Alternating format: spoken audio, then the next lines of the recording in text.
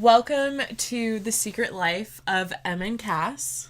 I'm Em. And I'm Kass. Yay!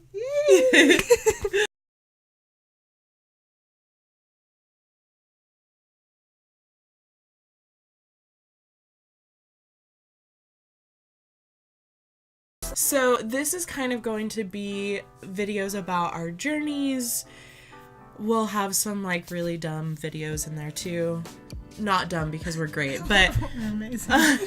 This video in particular is kind of going to be like our journey from like childhood to now, I guess, and our dreams and desires and the people that thought we were crazy and us like pursuing those things now. So with that being said, Em, do you want to like talk about when you first like desired to be an actress? Well, ever since I was a very young child, like ever since I was about 4 years old. 4 years 4 old. years old. 7 years ago.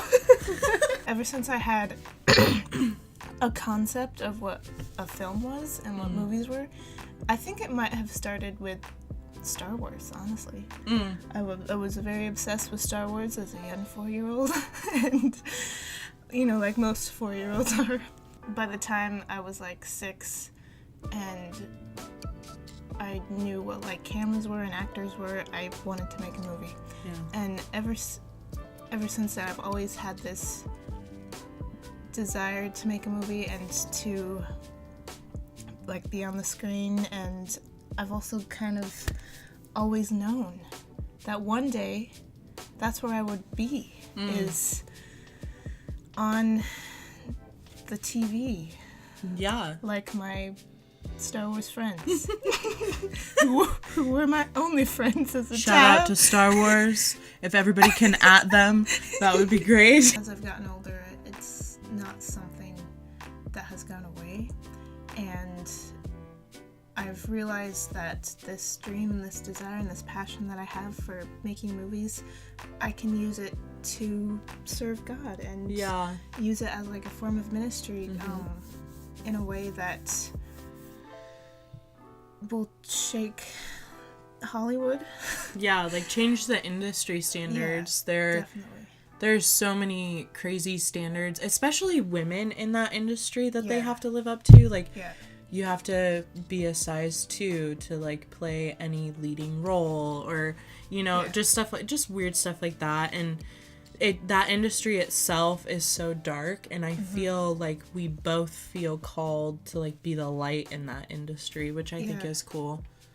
And to like show that you can be a part of this industry and not be corrupt. People don't look at being like famous and being an actress as something that you can do without like falling away from God or Being corrupt in some way. Yeah, or doing drugs.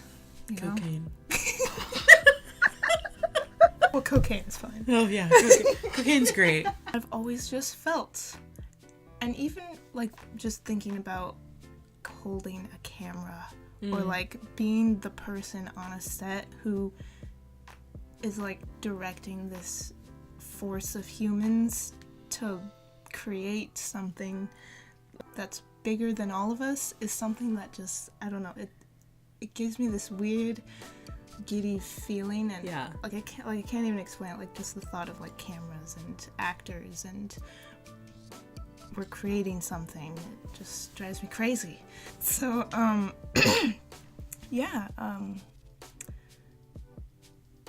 feel like that's it.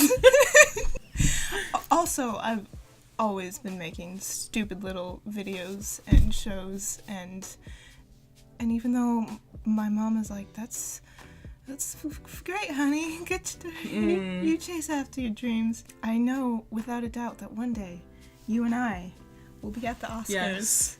Together on the red carpet, and we'll win so many Oscars. We'll also be married to really hot men, so watch out, Hollywood. So Cassidy, tell me your story. So I, like you, at a very young age, I remember being like 4 years old and seeing movies and saying like, that's gonna be me, I'm gonna be in that screen someday. And I just had this weird desire for it ever since I was little, not even knowing what being famous was or anything like that. And moving a little forward to like 3rd grade, we had like this stupid school play where like everybody had to be involved, and it was horrible. But I had memorized, and I am still this person today, I had memorized everybody's lines. So like when one of the kids would forget their lines, I would like whisper to them like what it was, and they would be like, oh, okay, and they would say it. So afterwards, the teacher comes up to my parents and is like, you need to put this child in acting school. She has a huge talent and you need to like pursue that. My dad's like, no, she's gonna have a normal childhood thing. So shout out to my dad. Thanks for the normal childhood. And my mom was the same way too. Like when I was little and I would be like, yeah, I really want to be famous, she would say the same thing to me. She'd be like, I want you to have a normal childhood. Yeah. And then when you get older, you can do whatever you want. Yeah. Which, don't get me wrong, and I know both of us feel this way. We are both thankful for that. We are both thankful that we 100%. did have this normal childhood, so that we can be humble walking into this experience. So I was in middle school and we had to do this school project, and we had to choose 2 colleges that we wanted to go to and the degree that we wanted to pursue. So me being this young kid who loves acting, of course I chose Juilliard and the New York Film Academy, because what else do you choose when you want to act? Nothing. So I did this school project. I had to present it to my parents, and afterwards my parents like laughed and they're like, you're not going to be a professional waitress for the rest of your life. Like, you need to figure something else out. And don't get me wrong, my parents are very supportive, but I understand that their dream for their child isn't to be some broke waitress where they're having to pay her rent for the rest of her life. Like, so I'm like a broke actor. Like, they don't want that. They want you to be like a doctor, a lawyer, even a phlebotomist, anything that pays a salary and that continuously. You can act like 100% for certain do. So after that kind of happened with my parents, and the next part of this scenario has nothing to do with what they said or anything like that. There were tons of other things that were happening in my life that maybe we'll do another video where we talk about our testimonies or something, because that would be cool. There was a lot going on in my life, so I became very depressed, and I kind of moved away from that because I almost didn't feel like I was worthy enough for it, which is a weird thing to think about, but because fast forward to last year, after I haven't pursued acting in such a long time, crazy because crazy it's timing. so weird. Crazy. So I had told my dad, I was like, if I ever get the chance to act, I'm going to do it. And he's like, okay, Kass, if you ever get the chance, you can do it. After I had told my dad that if I ever got the chance, I would do it. And this was not a sign from God, so please don't think that I'm saying that, because it sounds so stupid when I say this out loud. But I was in my car and I was praying, and I was like, God, is this something that you really want me to do? Like, am I supposed to act? I know that this is a desire I want, but is it something that you desire for me? And then then on the radio it was like, do you want to act? Do you want to be famous? And I'm like, yes. So I ended up going to that audition, and out of like 400 or 500 people, there were like 30 kids that had made it through and 10 adults that made it through, which to me in itself is like a huge honor. Yeah, you're welcome. I had auditioned with Seattle Talent. I got in and I got to take, I think it was 6 weeks worth of classes, which was really awesome. I learned a ton from that, and then you had to re-audition again with their IMTA talent manager, and IMTA is the International Model and Talent Association, where actually Ashton Kutcher that's how he got noticed. Shout out to Ashton Kutcher. We are available for the ranch at any time. So I had actually, so I auditioned for IMTA. I got accepted, but it was so expensive. The whole trip is going to cost like $7,000. Broke college kid, can't really afford $7,000. So I was kind of upset because I was like, man, I really want to do this. This is something that I really want. And I had seen on Facebook that there was another talent agency coming to Alaska, and that was Arts International, and Kim Myers owns that, and she is so wonderful. She's such a great Christian lady, and I enjoy her. She pours life into everyone, and she has made Arts International like a safe space for people to audition in front of agents and managers and talent scouts and all casting directors. It's just this amazing experience that I will forever be grateful for. And so I auditioned with Kim and I got accepted, which was amazing. And that trip, including the fees and the hotel and stuff like that, that was only like $2,500. So I obviously did that one, which was really great because I got noticed by some casting directors. There were some agents and managers that wanted to work with me. There was a Netflix producer that wanted to work with me. Girl. Yeah. That's so cool. Yeah. But they all wanted me living in LA first before I was able to pursue that. And I understand that because like if you have to go to an audition, it's like, okay, you have to be there tomorrow, like, or in an hour. And I had also gotten noticed by the New York Film Academy. And the New York Film Academy, when they scout you, you still have to audition to be a part of their school. The talent scout that was there for the New York Film Academy, he was also very great, and he told us like, you still have to audition, but I think you guys have a lot of great qualities. I asked him what their acceptance rate was, and he said that they only accept like 30% of applicants that even apply. So that's like a huge thing to be noticed, for one. Yeah. So, and I can't afford to go to the New York Film Academy because it's really expensive. So even though I couldn't afford to go to the New York Film Academy, I was like, you know what? I'm just going to test my skills as an actor, and this will really determine if I'm doing the right thing. And so I auditioned for them, and 3 days later was accepted, which was awesome. It was a huge honor to be able to be noticed by them and to be accepted. Like, that made me feel really great that I was pursuing something that I was actually good at. That kind of all led me to like where I am today. And we only met each other this summer through her brother, because her brother is like one of my best friends. And me too. My brother's one of my best friends. But I had met Emily through her brother, and it was like that's crazy to think, just this past summer. Yeah. I feel like I've known you a lot longer. Yeah, I feel like that too.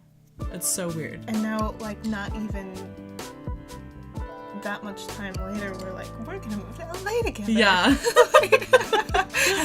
and we're gonna get married together. Not. We're not going to marry each other. We like men. Shout out to all the men. Yeah, it is crazy to think about that we only met this last summer. That was just insane. And that we both... I'm sorry. Yeah, no, go.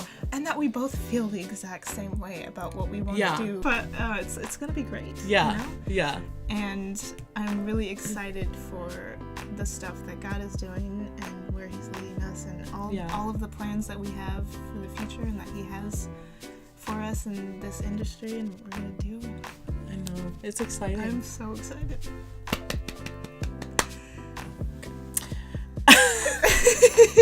Oh. Yes! Thank you! Round of applause. Oh, God. Yeah, but Yeah.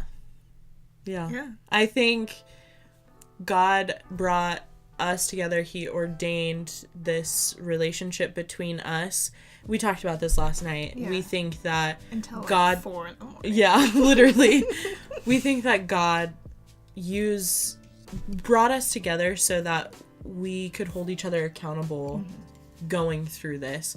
Because I know with my history, I probably would fall into some of the stuff that is in that industry very easily because I have been through it before. So I think us going together and holding each other accountable is what I think God really wants. Because if I'm being honest with myself, I know that's what would happen to me. And for me, like, one of the things that I can sometimes have an issue with is being humble. And something that I pray all the time is, like, on this journey, God, keep me humble. Keep me humble. Let me keep it all about you. And that's something that sometimes I worry about is, like, if I become to a certain level, if I get to a certain level of fame, where we win all the Oscars.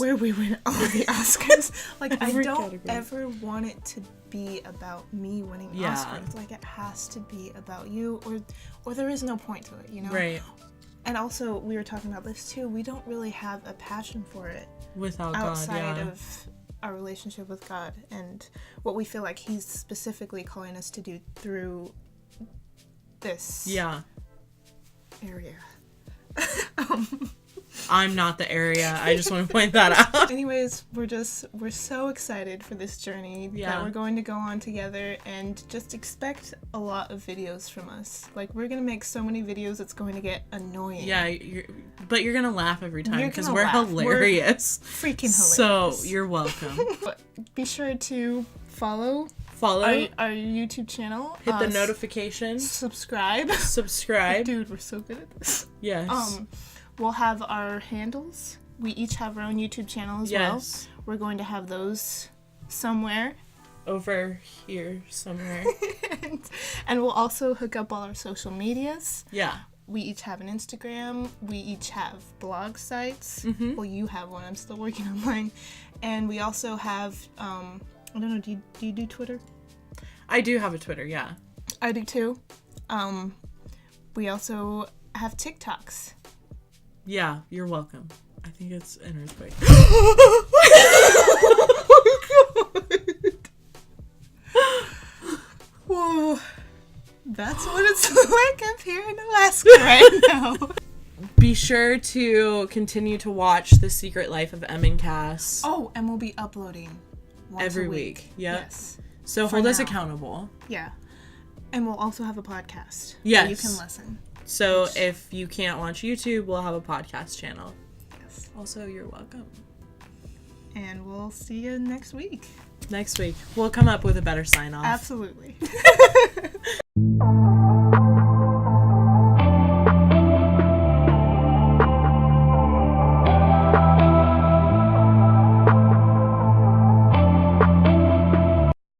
Kids don't do cocaine, but adults, call me. I'm just kidding. So this video is going to be us, like, kind of talking about our childhoods, like...